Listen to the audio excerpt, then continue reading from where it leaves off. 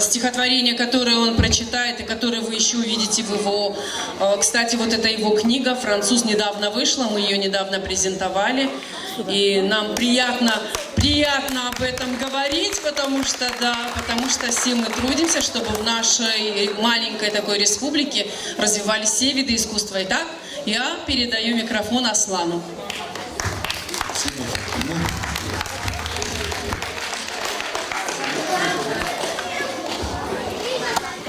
Добрый день, ребята, добрый день, взрослые. Я хочу вас сегодня поздравить с тем, что мы встретились, мы все вместе как бы тут фонит сильно.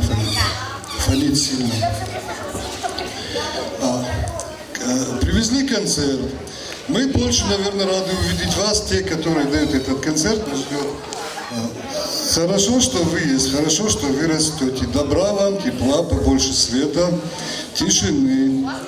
На небе пусть будет тихо. Вот так пусть будет. Как? Я хочу прочитать вам стихотворение про Осетию. Есть у меня детское стихотворение для вас, но, наверное, это вам запомнится больше. Героев кузница и колыбель поэтов, ступень последняя у Божьего порога. Земли граница и граница неба, избранница неведомого Бога. Играют ветры в горных лабиринтах, сметая с листьями следы былых побед. Хранятся в камне имена великих, незыблем предками оставленный завет. Несутся реки, буйные со склонов, ревут и пенятся, сдвигая валуны. Взлетают в небо брызги и с раскона врезаются в блестящий серп луны. Сходили ангелы на землю по ступеням, что возлежат у Божьего порога, и проводили свой досуг и время в делах земных с избранниками Бога.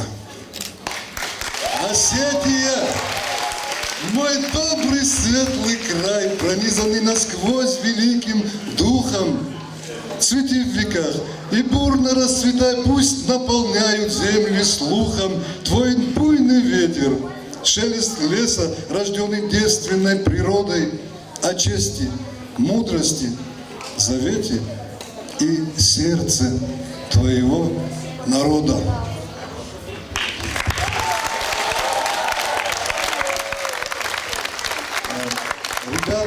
Ребята, специально для вас, наверное, вам сейчас прочитаю стихотворение, называется «Клоун». Только что Афоня вам преподнес небольшой подарок. Благодарю тебя, родной мой. Спасибо. Золотой ты человек. Эту книгу я подарю этому человеку, нашему клоуну. Потом поговорим. Клоун. Такая история небольшая. Арена цирка. Свет софитов ярких, прожектора, как тысячи огней. Давай-ка вниз, сынок, здесь слишком жарко. Внизу прохладнее будет и видней. Мы сели прямо возле ограждений. Под папин свист и шум пришедших масс на череду чудесных наваждений, моргая, но не отрывая глаз, смотрел, и в глубине души ребенка цвели букеты счастья и добра. Играла музыка, бренча легко и звонко на тоненьких волокнах серебра. Мне захотелось стать эквилибристом, летать под куполом, как птица над лесами. Хотелось акробатом стать, плечистым факиром, чтобы сыпать чудесами. Наездником хотелось стать, жонглером, и дрессировщиком, и фокусником тоже. Но вдруг передо мной печальный клоун возник. И ветерок по детской коже мне подсказал, что клоун лучше всех. Смотрел недолго он в мои глаза, по гриму на лице текла слеза, а из груди струился громкий смех. Минуло время, грянули фанфары, объявлен номер, занавес открыт. Выходит на арену клоун старый, печальной маской лик его укрыт. Тот клоун — это я, за пеленою исчезнувших как миг десятков лет, живет и дышит на арене цирка мною однажды папой купленный билет.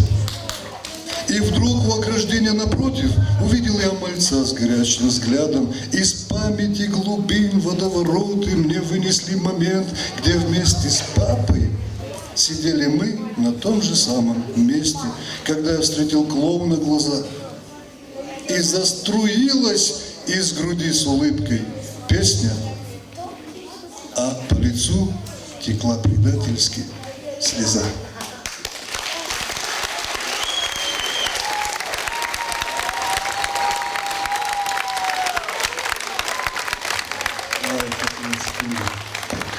Я еще успею подписать эту книгу. Спасибо тебе большое за то, что ты делаешь.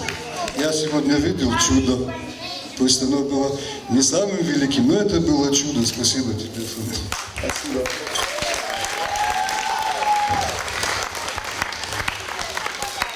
Спасибо большое. Еще раз аплодисменты. Кстати, могу сказать, что, конечно, жанр чтецкий уже умирает, но я думаю, в нашей стране раньше очень-очень сильно, серьезно работали с детками, начиная вот с маленького возраста, и начинали прививать любовь к стихотворениям. И когда прививаешь эту любовь, ребенок чувствует ритм, ребенок чувствует звук, и ребенок чувствует музыку.